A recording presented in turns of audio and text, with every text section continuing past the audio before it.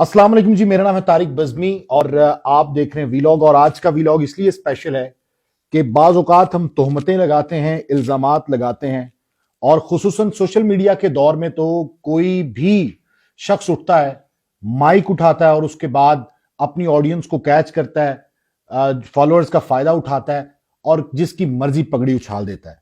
अल्लाह के नजदीक कौन कितना कुर्ब याफ्ता है, वो कितना करीब रखता है, किसी को नहीं मालूम।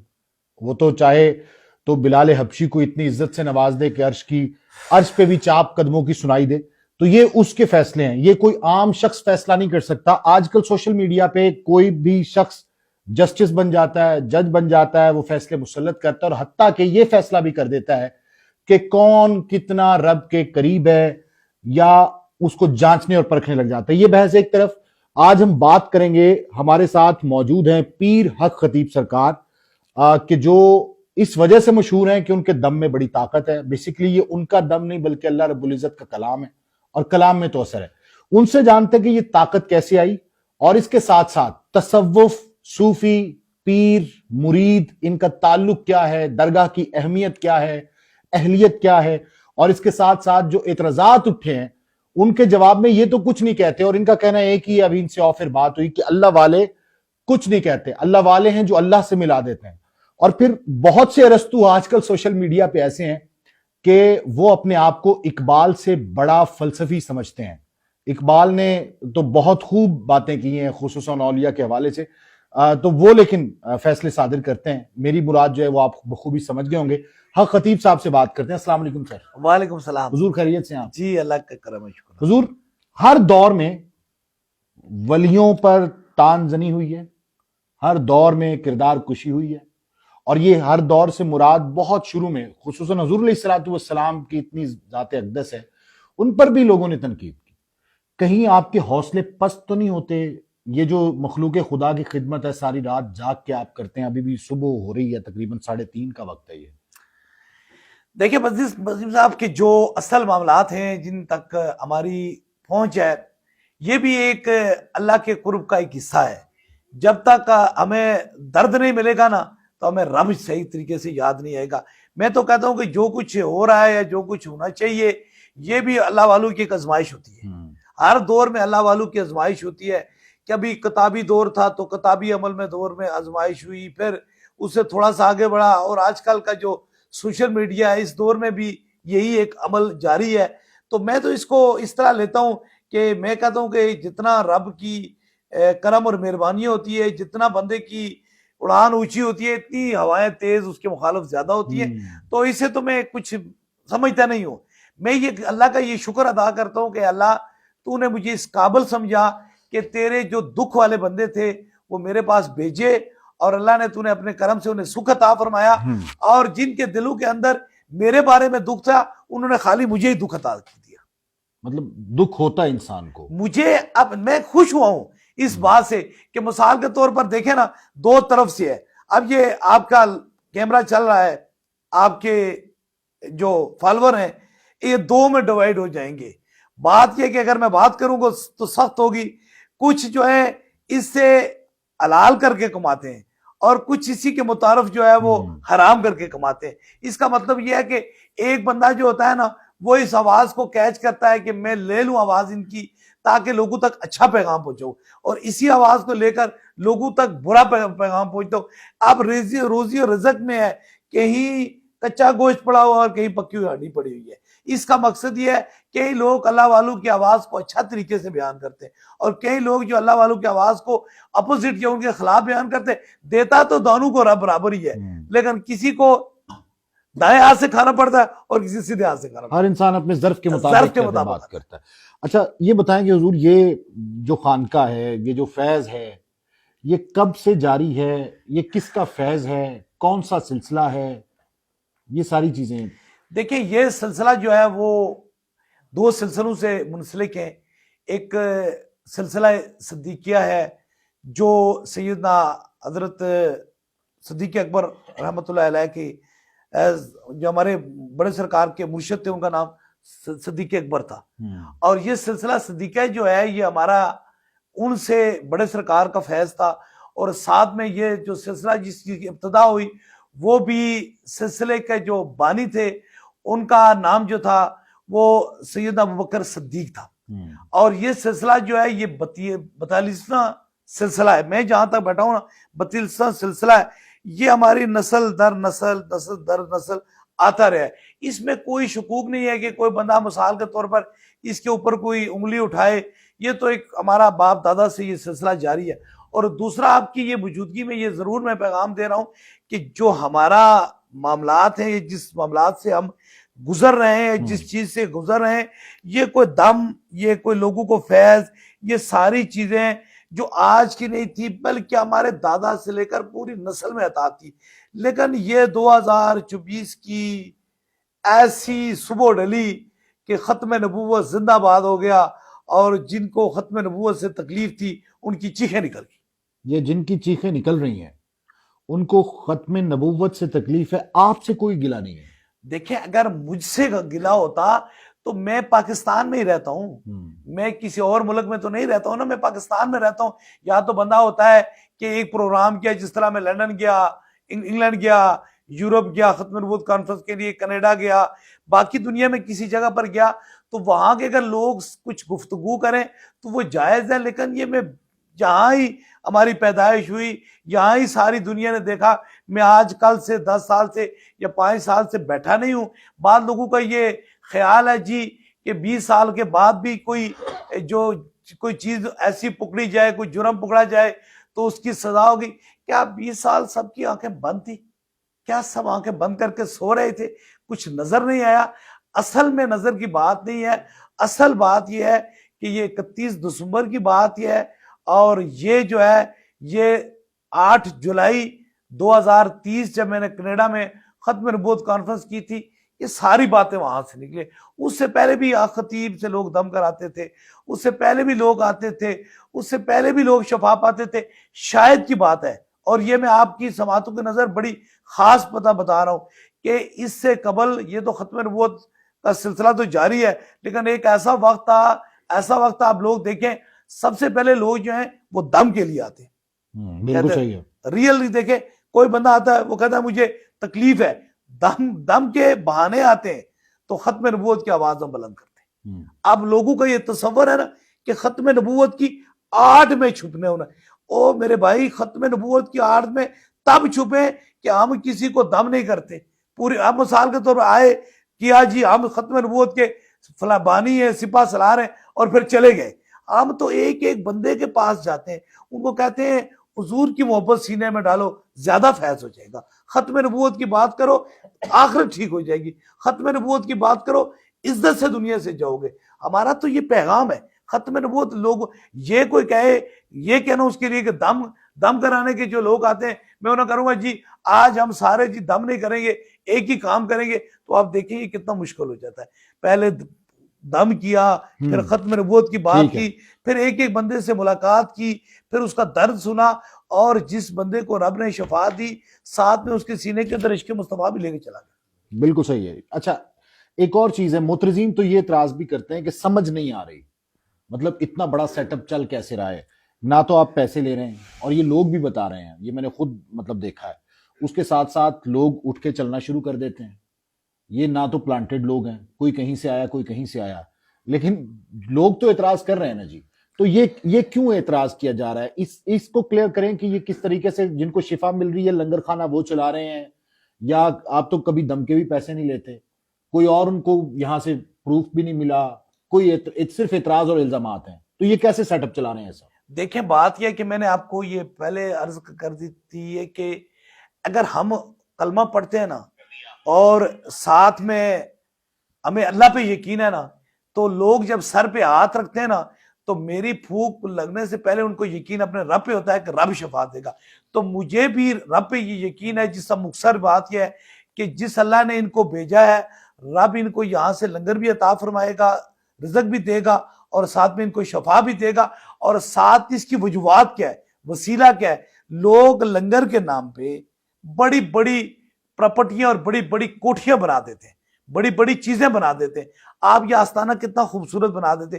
جتنے لوگ بھی لنگر میں اپنے ہاتھوں سے ڈالتے ہیں، میں اب بھی کہتا ہوں 100 سال بعد بھی کہتا ہوں اس چیز کی ضمانت کرتا ہوں کہ وہ ہماری ذات کے لیے نہیں ہے، یا تو اس کی کوئی مسجد بنا دی، یا کوئی لوگوں کی رہائشی جگہ بنا دی، یا غریب لوگوں کے لیے کھانے کا بندوبست کرتی۔ اچھا، اعتراض کرنے والے تو یہ کرتے ہیں کہ ختم نبوت کچھ سینٹر نہیں چل رہا، یہاں پہ مسجد نہیں ہے، جبکہ مسجد تو میں خود دیکھ آپ چکا ابھی ہوں، بالکل دیکھ چکا ہوں، مسجد تو ہے وہاں پہ اور 2 منزلہ ہے۔ تو یہ اعتراضات تو ہیں، کیا ختم نبوت سینٹرز بن رہے ہیں؟ کہاں کہاں بن رہے ہیں؟ کسی نے زمین عطیہ کی یا خود لی؟ جس پراپرٹی کا ذکر کیا گیا وہ پراپرٹی آپ کی ہے یا وہ ختم نبوت سینٹر کے لیے وقف کی گئی؟ دیکھیں، جتنی بھی پراپرٹی کسی نے دی ہے نا، وہ جب کوئی بندہ یہ کہتا ہے یہ چیز میں نام خدا دیتا ہوں، نام خدا دیتا ہوں، اور کوئی بھی ایسا قانون نہیں ہے کہ کسی کو ایسے چھوڑا جائے۔ انہوں نے اپنی عقیدت اور اپنی محبت کے اندر آ کر وہ چیز مجھے دی، میں نے کہا یہ ختم نبوت سینٹر کے لیے نام خدا دے دو، نام رسول دے دو۔ اس کے اندر ہم نے ختم نبوت سینٹر کے لیے پورے پاکستان میں جہاں جہاں جگہ ہیں وہاں اس کا کام شروع ہے، اور انشاءاللہ تعالی ایک بہت بڑا ختم نبوت سینٹر ہم نے تیار کیا ہوا ہے۔ ان قریب اس کی افتتاح بھی ہم کر رہے ہیں، جس سے پوری دنیا آپ لوگوں کو بلا کر دکھایا جائے گا کہ ہم نے ختم نبوت سینٹر بنایا ہے نہیں بنایا۔ اچھا سر، آپ سمجھتے ہیں کہ یہ دعوت فکر لوگوں کو آپ نے دی؟ ایک طرف تو آپ نے عشق مصطفیٰ سینوں میں روشن کیا، جس طرح سے آپ دم سے پہلے جو محفل کرتے ہیں، اس کے ساتھ ساتھ جو ویڈیوز بنی، لوگ شفا یاب ہوئے، عقل دنگ رہ جاتی ہے، حیران ہو جاتے ہیں کہ ایک دم سے 2 دم سے انسان چلنے لگ جاتا ہے۔ وہی ویڈیو جب سوشل میڈیا پہ آتی ہیں تو لوگوں کے ذہن و گمان میں نہیں ہوتا یہ دم میں اتنی تاثیر، اتنی طاقت کہاں سے آتی ہے؟ تو لوگ تو پوچھیں گے نا، حضور دم میں کیا پڑھتے ہیں آپ؟ دیکھیں، مثال کے طور پر میں آپ کو بڑی خوبصورت بات بتا رہا ہوں۔ مثال کے طور پر اب بھی میں یہ کہہ رہا ہوں نا، یہ دم میرے اور میرے خدا کا معاملہ ہے، میرے اور میرے رب کا معاملہ ہے، اس میں کسی دنیا دار کا معاملہ نہیں ہے، کیونکہ میرے خدا نے میرے سینے میں جو کرم کیا ہے، میں لوگوں کو وہ پھونک مارتا ہوں اس کرم کی، جو اللہ تعالیٰ نے مہربانی فرمائی ہے۔ اسی لیے لوگ حیران ہیں، اسی لیے لوگ پریشان ہیں کہ عام صدیوں اس چیز کو چلاتے رہتے ہیں لیکن نتیجہ کچھ نہیں نکلتا۔ لوگ ایک بار آتے، 2 بار آتے، رب انہیں شفا دے دیتا ہے، کیونکہ ہمارے اور ان کے درمیان کوئی لالچ کا یا کوئی اور انس نہیں ہوتا، فقط ایک عشق مصطفیٰ ہوتی ہے اور ایک خوف خدا سے مخلوق کی خدمت کرتا ہوں۔ جب میں اپنے دل میں یہ ڈر رکھتا ہوں یہ اللہ کے بندے ہیں، ان کی خدمت کرنا میرے رب نے ڈیوٹی لگائی ہے، تو پھر رب نے ان کو شفا بھی دیتا ہے۔ آپ پہ تو بڑے حملے کیے، ذاتیات تک گئے، آپ نے کوئی ذات پہ حملہ نہیں کیا، کوئی پلٹ کے جواب نہیں دیا، اس کی وجہ کیا ہے؟ حالانکہ عقیدت مند اس قدر تھے یہاں پہ کہ اگر آپ تھوڑا اشارہ بھی کرتے، آنکھ کی پتلی بھی ہلاتے تو یہاں سے جانا محال تھا۔ یہ کہتے ہیں کہ اس سے بڑی جیت اور کوئی نہیں ہو سکتی۔ میں آپ کو مختصر یہ بات بتا رہا ہوں نا کہ اس سے بڑی کوئی جیت نہیں ہو سکتی ہے کہ انسان خود ہی کسی کے اخلاق سے، کسی کی محبت سے اور کسی کو تکلیف دے کر نا خود ہی بیٹھ کے ہار جائے نا، اس سے بڑی ہار اس کی کوئی نہیں ہے۔ تو کوئی کسی سے خوشی سے اسے الوداع کر دے تو اس سے بڑی کوئی جیت نہیں ہو سکتی ہے، کیونکہ جیتنے مثال کے طور پر جو بندے اس نیت سے، اس ارادے سے آئیں گے کہ شاید کی بات ہے ہم یہاں پہنچیں گے تو پتہ نہیں کتنا سلوک ہوگا، لیکن یاد رکھیں، اب بھی میں کہہ رہا ہوں کہ اللہ والے جو ہوتے ہیں، وہ اللہ کے بندے جو ہوتے ہیں، وہ کسی کو تکلیف نہیں دیتے ہیں۔ مثال کے طور پر یہاں جو لوگ آئے تھے جن کی یہ نیت تھی کہ یہ ایسے معاملات ہوں گے، لیکن یہ میرے رب کا کرم ہے کہ اس معاملات کو ہم نے بگڑنے نہیں دیا۔ اللہ نے ان کو اس دلیل سے کسی کو تکلیف دے کے نہیں نکالا، جس طرح بیماروں کو رب نے شفا دے کر نکالا، اسی طرح شاید جن کی نیت کے اندر کوئی تکلیف تھی ان کو رب نے اپنے کرم سے یہاں سے نکال دیا۔ اچھا حضور، یہ بتائیں کہ جو ختم نبوت کا معاملہ ہے، آپ سمجھتے ہیں کہ جو دشمن ہے اس مشن کے، وہ سرگرم ہے پاکستان میں؟ دنیا میں گرم ہے، پاکستان میں نہیں، پوری دنیا میں گرم ہے۔ اس وقت ایسا خطرناک دور ہے کہ ختم نبوت کا نام لینا کے لیے تو بہت بڑا حوصلہ چاہیے۔ میں تو آپ کی میڈیا کے تھرو یہ کہہ رہا ہوں، پوری دنیا میں پیغام دے رہا ہوں، ہم مسلمان ہیں، ہم بچیں۔ وہ اپنا پیچھے سرا نہیں، اپنی وہ جگہ نہیں چھوڑتے ہیں، وہ جب کسی پہ وار کرتے ہیں تو وہ 5ویں جگہ پہ جا کے وار کر دیتے ہیں۔ میں تو پوری دنیا میں گیا ہوں اور یہ میں اپنے دل کی آواز کہہ رہا ہوں کہ اس وقت جو حضور کے غلام ہیں، تاجدار ختم نبوت کے ماننے والے ہیں، وہ خاتم النبیین حضور کو ماننے والے ہیں، میں کہتا ہوں کہ ان کو اس وقت ہوشیار ہونے چاہیے. ان کے ساتھ اتنے خطرناک پلان لے کر بیٹھے ہوئے ہیں کہ جو بندہ اس طرف جائے گا اس کی کردار کشی کریں گے, اس کو ہر طریقے سے تکلیف دیں گے, اس کے سارے راستے روکیں گے, سارے طریقے کے روکیں گے. یہ تو میں پوری دنیا میں کہہ رہا ہوں, میں پوری دنیا میں مسلمانوں کو تو ان لوگوں نے ایسے جو ایک مٹھی میں بند کر کے رکھ دیا, کوئی ڈرتے ہوئے. آپ دیکھیں اگر ہم لوگ اس چیز سے تھوڑا سا بھی پیچھے ہٹ گئے تو یقین کرو کہ آئندہ آنے والے مستقبل میں لوگ ڈرتے ہوئے پیچھے ہٹ جائیں گے, کیونکہ اتنی خطرناک بات. میں یورپ گیا ہوں, میں کینیڈا گیا ہوں, میں مڈل ایسٹ گیا ہوں, میں انگلینڈ گیا ہوں, میں دنیا کے تمام ملک میں گیا ہوں, لیکن اس ٹائٹل سے نہیں گیا ہوں. میں ختم نبوت کی کانفرنس سے گیا ہوں, اور ان کانفرنسز کے اندر جو مجھے مشکلات کا سامنا کرنا پڑتا وہ میرا خدا جانتا ہے, میرا رسول جانتا ہے. اور اب بھی یہ جو صورتحال آپ دیکھ رہے ہیں آپ کے سامنے جو جا رہی ہے, یہ ان کی ایک افیکٹ ہے. بالکل صحیح. سر یہ معاملہ صرف ختم نبوت کا ہی ہے یا پھر اصل معاملہ کوئی اور ہے؟ کیونکہ سوشل میڈیا پر جو تنازع کھڑا ہوا ہے عوام جاننا چاہتی ہے کہ مطلب کیا تنازع کیا ہے. دیکھیں بات یہ ہے کہ مثال کے طور پر رنگ توڑنے کا مقصد کیا ہے, ایک جالا توڑنے کا مقصد کیا ہے؟ جالا توڑنے کا مقصد یہ ہے کہ کسی خاص مقصد کو حاصل کیا جائے. آپ اتنے لوگ میرے قریب میں بیٹھے ہوئے ہیں, اگر یہ لوگ میرے قریب میں بیٹھے ہوئے ہیں ان کو میں کس چیز کی پکار دے رہا ہوں؟ کہو تاجدار ختم نبوت زندہ باد, یہ بات کر رہا ہوں. یہ کہہ رہا ہوں اگر ان میں سے 10 بندے سے 5 بندے بھی اٹھ گئے تو تاجدار ختم نبوت جہاں 10 بندے کہتے تھے وہاں 5 بندے کہہ رہے ہیں. اب یہ رنگ توڑنے کے لیے یہ ایک تجربہ کیا جاتا ہے, انسان کو, کردار کو, تکلیف کو, اس کی زندگی کو مختلف طریقے سے اسے تنگ کیا جاتا ہے تاکہ اس طرف سے وہ گزرے ہی نہ, اس راستے سے گزرے ہی نہ. دیکھیں نا, دم کرنے والے پاکستان میں تھوڑے, میں آپ کھلے بتا رہا ہوں, جنات نکالنے والے پاکستان میں تھوڑے, عامل نجومی بابے تھوڑے بیٹھے ہوئے ہیں, مثال کے طور مختلف طریقے کے کام کرنے والے تھوڑے بیٹھے ہوئے ہیں. کیا حق خطیب ان کے سامنے آیا تھا؟ حق خطیب اس لیے آیا تھا, نہ دم تھا نہ کچھ تھی, ختم نبوت زندہ باد تھی. سر آپ پیر کہوں آپ کو, عامل کہوں, کامل کہوں, ولی کہوں, کیا کہوں؟ دیکھیں مثال کے طور پر یہ بات آپ نے بڑی خوبصورت بات کی ہے کہ آپ میں تو نہ اپنے آپ کو پیر کہتا ہوں نہ عامل کہتا ہوں, میں تو کہتا ہوں میں حضور کا غلام ہوں, میں حضور کا غلام ہوں. اور غلام اور آقا میں یہ وہ بات ہوتی ہے کہ جب اپنے آقا کو غلام پکارتا ہے تو آقا اس کی مدد کے لیے آ جاتا ہے.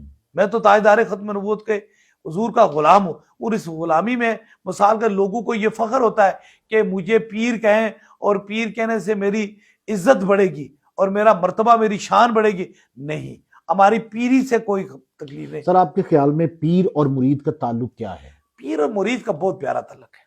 اس تعلق کو اگر نبھایا جائے نا تو اس طرح نبھایا جاتا ہے نا جس طرح مرشد کریم صوفی بصفا حضرت قبلہ عالم پیر مسنجب علی سرکار رحمۃ اللہ علیہ, جو میرے مرشد کریم اور میرے والد گرامی جب اپنے مرشد کریم کے پاس جاتے ہیں نا تو وہ فرماتے ہیں کہ مرید ایک کام کرو, یہ مخلوق کا لنگر دو. انہوں نے 3 سال اور 22 دن جو ہے نا لنگر دیا, بس چند ٹکڑوں پر اور پانی پہ گزارا کر لیا. 3 سال 22 دن کے بعد جب بلایا گیا انہوں نے کہا مرید کیا کیا ہے؟ انہوں نے کہا حضور لنگر دیا ہے. انہوں نے کہا کھایا بھی ہے؟ انہوں نے کہا کھانے کا حکم نہیں تھا, خالی دینے کا حکم تھا. یہ ہوتا ہے پیر اور یہ ہوتا ہے مرید. پھر مرشد راضی ہوتا ہے تو پھر کہتا ہے جاؤ رب تو پہ راضی ہو. روزانہ مطلب ہزاروں لوگ ہوتے ہیں, عام آدمی اتنی پھونکے نہیں مار سکتا. مطلب اگر دیکھنے والا دیکھے تو اس کے پھیپھڑے رہ جائیں, اور مطلب ساری رات یہ کام چلتا ہے. بس میں یہ کہتا ہوں کہ جن کو میری ختم نبوت کی آواز بلند کرنے سے یا دم کرنے سے تکلیف ہے وہ میرے ساتھ صرف 30 ایک دن آ جائیں, ذرا دم شم کر لیں, مہربانی ہو جائے گی. جس طرح میں جاتا ہوں, جس طرح لوگوں کو چیک کرتا ہوں, دیکھ لیں. میں آپ کو اسی لیے بات بتا رہا ہوں نا کہ منہ سے زبان بات کرنے سے تو بڑا آسانی ہے, لیکن اس کو پریکٹیکل کرنا بہت مشکل بات ہوتی ہے. مخالفین کے لیے کیا پیغام ہے جو اعتراض کرتے ہیں؟ آج کھل کے دل کی بات آپ کو بتا دوں, آپ بہت اچھے لوگ ہیں, دل کی بات, دل کی بات. میں مخالفین کے لیے یہ کہتا ہوں سکھ نال جیو, پنجابی سکھ نال جیو. آپ کی مخالفت سے میرے رب نے اور مجھ پہ کرم کرتا رہے. سکھ نال جیے تے سانو تنگ کرن گے. میں وہ سکھ نال جیئیں گے نا مجھے تنگ کریں گے. ہم کسی کے لیے بددعا نہیں کرتے, کسی کے لیے بری بات نہیں کرتے. خدا جانتا ہے میرا دل اس وقت خوش ہوتا ہے جب 4-5 یا مجھے کچھ کوئی بندہ مجھے کہتا ہے کہ برا ہے، میں نے آپ کو ایک بڑی خاص بات بتا رہا ہوں کہ وہ برا ہے، کیونکہ خدا نہ کرے میرے دل میں یہ بات آ جائے کہ اللہ نے مجھے اتنا بڑا مرتبہ دیا ہے، اتنے لوگ مجھ سے فیض یاب ہو جائے، وہ غرور کا جو سانپ ہے نا وہ اپنے سینے میں کبھی نہیں پالنا چاہتا ہوں، بلکہ میں اس غرور کے سانپ سے بہتر ہوں کہ میں مخالفین کے آنے ہوئے پتھر جو وہ کھا لوں، ان کی بری باتیں سن لوں، لیکن اندر کبھی غرور نہیں رہے۔ سر بہت بہت شکریہ۔ سلامت رہے۔